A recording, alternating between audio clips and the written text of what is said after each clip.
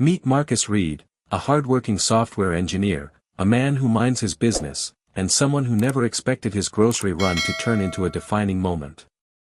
But when an elderly woman spots him in the produce aisle and loudly tells him to go back to Africa, the entire store freezes. The room fills with awkward silence, all eyes turning to Marcus, waiting to see how he'll respond. What happens next? It doesn't just silence the woman, it leaves the entire crowd speechless. If you love powerful, real-life stories that inspire and challenge perspectives, hit subscribe now. More eye-opening stories are coming soon.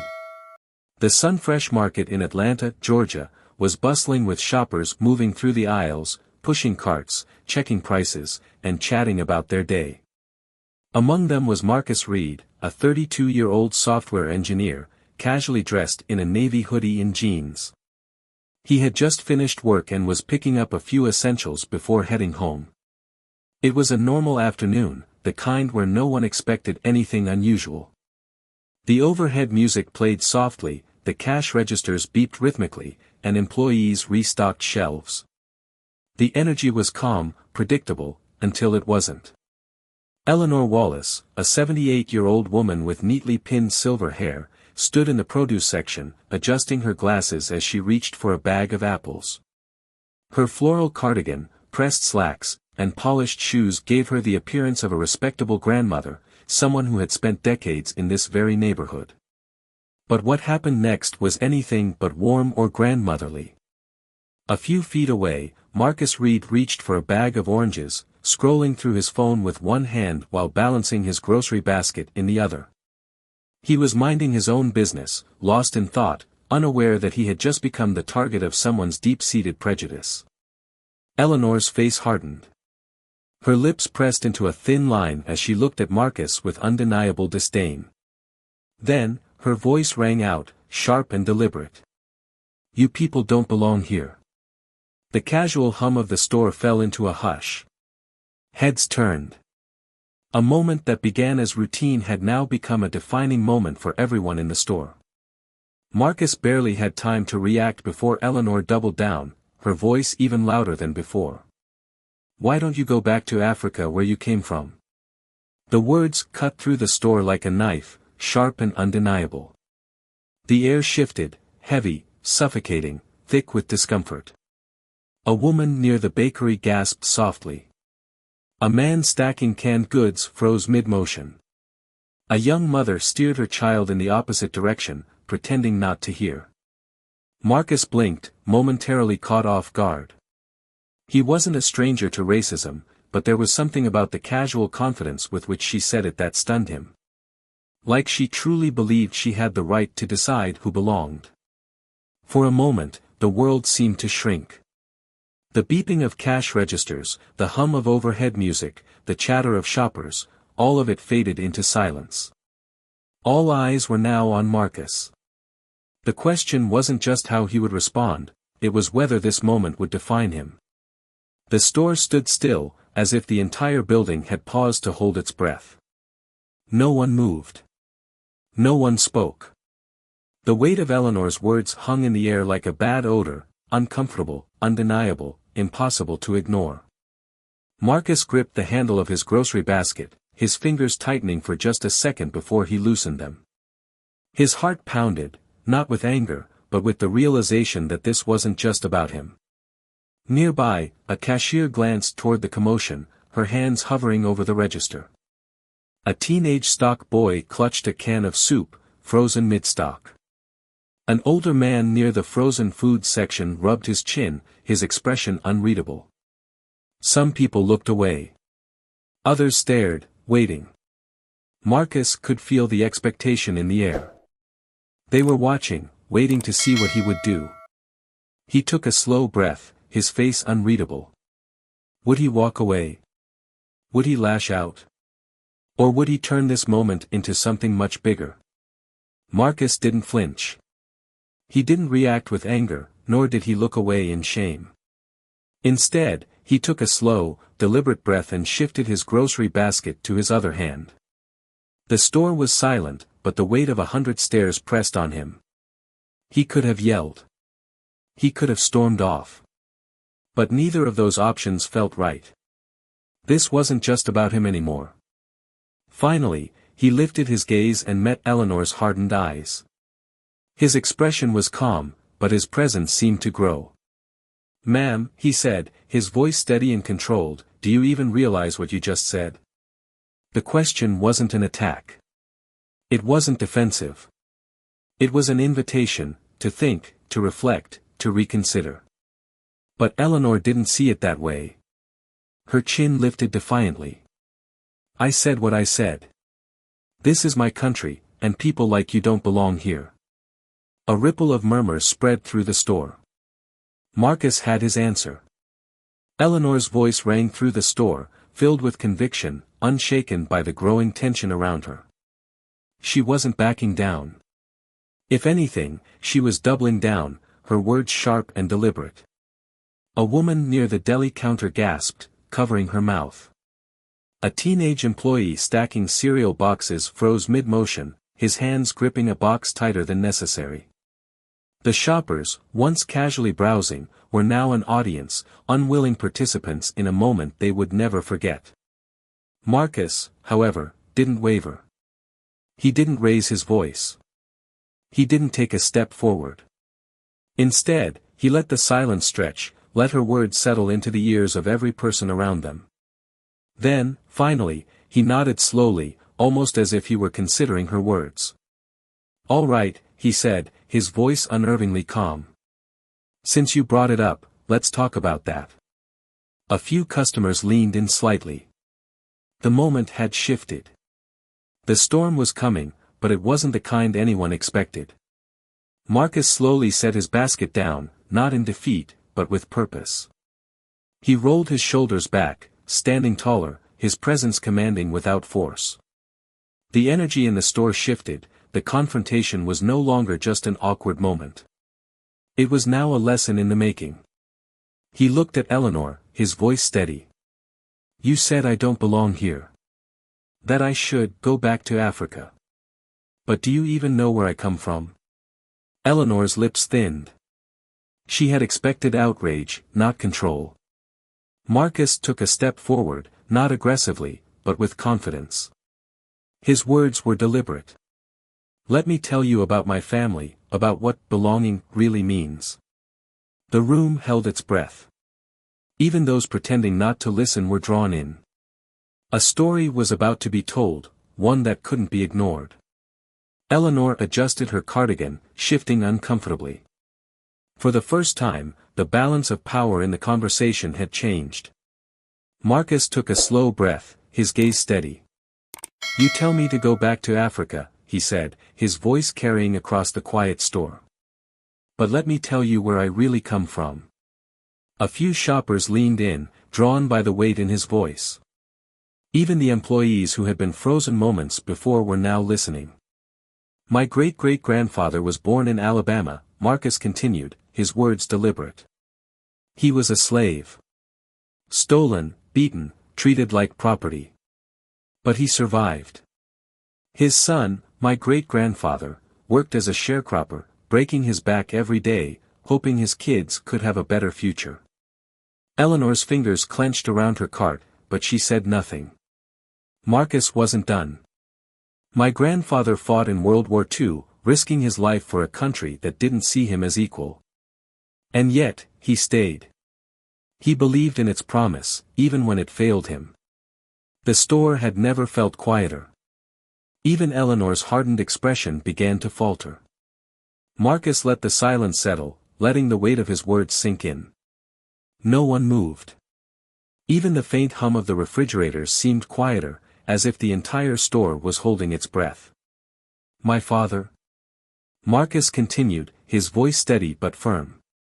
"He's a firefighter. A man who would run into a burning building without hesitation, to save anyone, even you." Eleanor's grip on her shopping cart tightened. For the first time, she looked uncertain. "My mother?" Marcus went on. "She's a teacher. She's spent her entire life helping kids learn and grow, no matter what they look like." A man near the dairy aisle rubbed his chin, deep in thought. A young woman near the bread section crossed her arms, nodding slightly. So tell me again, Marcus said, his voice softer now but carrying even more weight, why exactly don't I belong here? Eleanor opened her mouth to respond, but this time, no words came out. The store remained frozen in place. Marcus's words had changed something.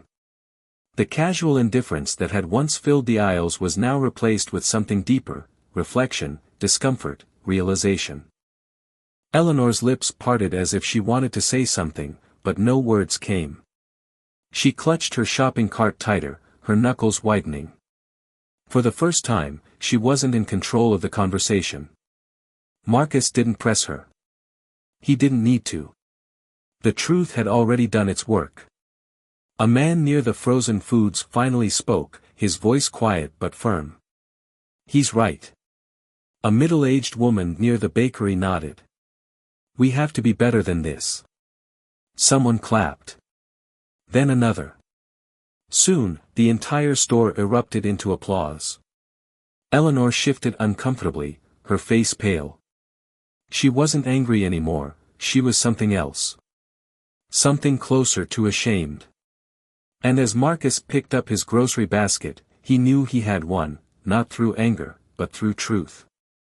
Eleanor's hands trembled slightly as she adjusted her cardigan, her once defiant posture now uneasy.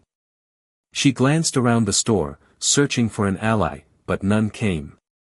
The people she expected to agree with her, they were silent. Marcus didn't smirk. He didn't gloat. He simply watched, waiting. Finally, Eleanor sighed, her shoulders slumping ever so slightly. I didn't mean, she started, but stopped herself. Even she knew those words wouldn't fix what had just happened.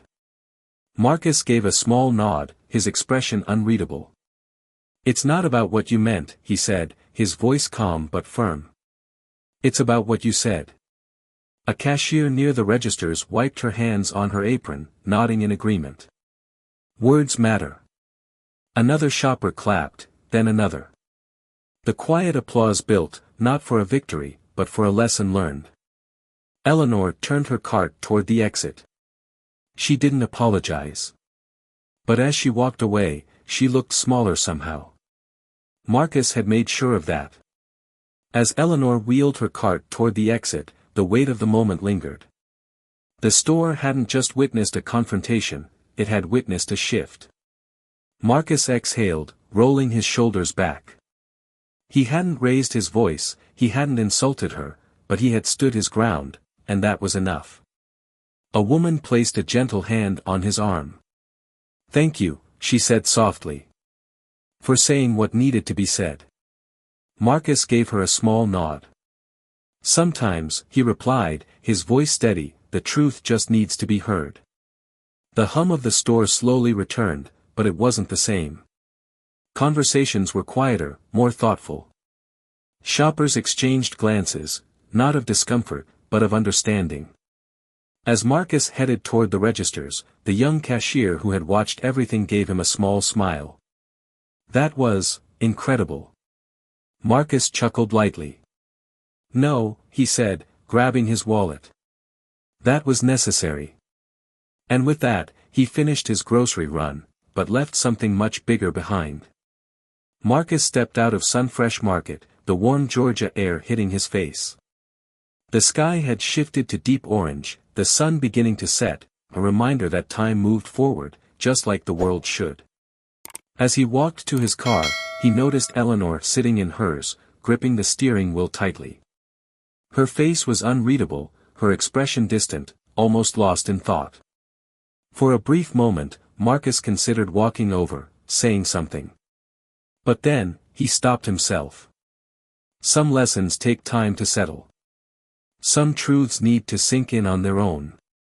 Instead, he simply nodded in her direction, a silent acknowledgement that change, no matter how small, was possible. Later that evening, Marcus sat across from his father at their kitchen table, recounting the day's events. His father listened, then nodded. You did the right thing, son, he said. Maybe she won't change today. But you planted a seed. That's how real change begins. Across town, Eleanor sat at her dining table, her plate untouched. The house was quiet, but her mind wasn't.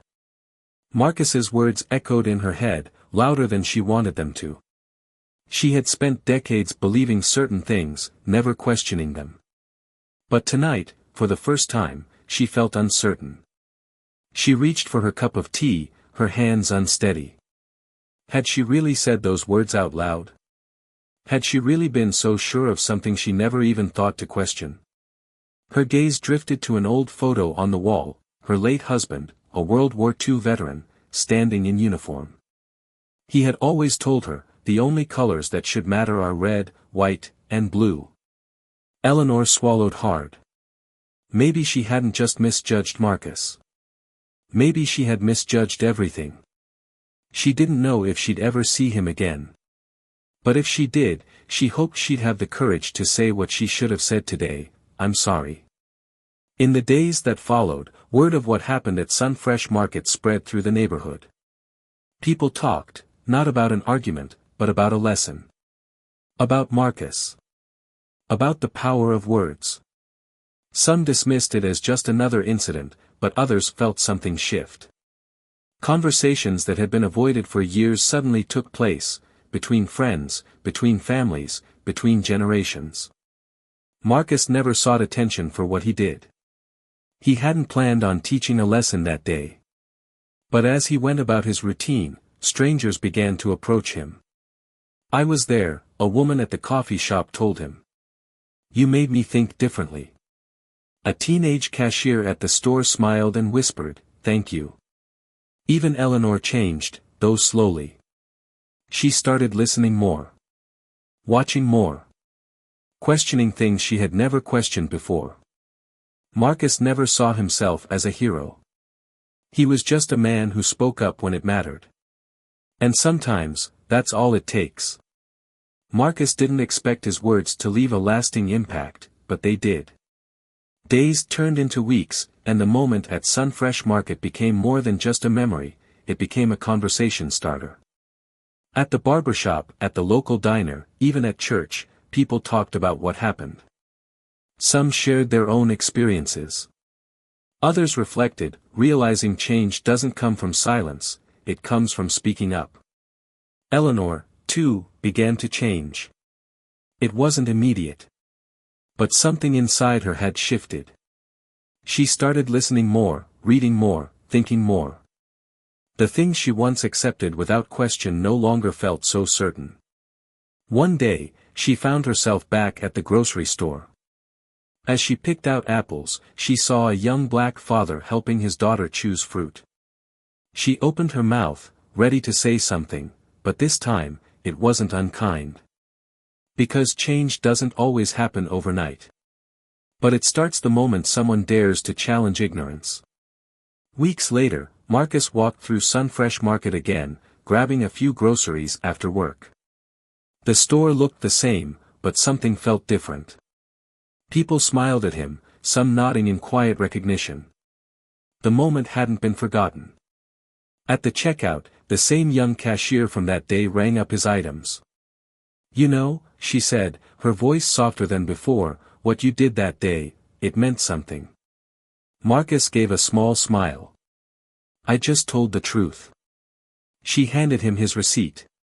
Sometimes, that's all it takes. As Marcus stepped outside, the golden evening light stretched across the parking lot. He wasn't expecting a grand change in the world. But maybe, just maybe, one had already begun. A few miles away, Eleanor sat by her window, watching the street. For the first time in years, she wondered if she had been wrong. Because sometimes, a single conversation can plant the seed for something greater. Marcus never set out to change anyone's mind that day. He just refused to stay silent. What started as an ordinary trip to the grocery store became something bigger, a moment that forced people to listen, to think, to see things differently. The impact rippled beyond the store. Conversations that had once been avoided were now being had. Neighbors who had never spoken about race before found themselves questioning long-held beliefs. Some resisted, unwilling to change. But others? They started to listen. Eleanor was one of them. She didn't wake up a new person the next morning. Change doesn't happen like that. But her world felt different. Uncomfortable in a way she couldn't ignore. She started reading things she once dismissed. Watching the news with a new perspective. Thinking about the words she had spoken, and why they had come so easily. One day, she hoped she'd see Marcus again. And if she did, she'd do something she never thought she would. She'd say, "I was wrong." And maybe that wouldn't erase the past, but it would be a start. Because sometimes, change begins not with anger, but with one simple truth that refuses to be ignored. This story isn't just about a confrontation at a grocery store, it's about the power of words, the weight of history, and the courage to stand up when it matters most. Marcus didn't fight hate with hate. He didn't raise his voice or resort to anger. He used knowledge, dignity, and truth. And in doing so, he didn't just silence ignorance, he planted the seed for something greater. Eleanor may not have changed that day, but her certainty cracked. And sometimes, that's where real change begins. It's easy to dismiss people like her, to assume they'll never see past their own prejudice. But history shows that hearts and minds can shift, not through shouting, but through conversation, through uncomfortable truths, through moments that force people to see the world differently. Marcus wasn't a hero. He was simply someone who refused to be invisible. And that's the lesson for all of us: you don't have to change the world in a day. You just have to speak up. If this story moved you, hit that subscribe button now. Daily Stories brings you powerful, real-life lessons that remind us, the truth, spoken with courage, can change everything.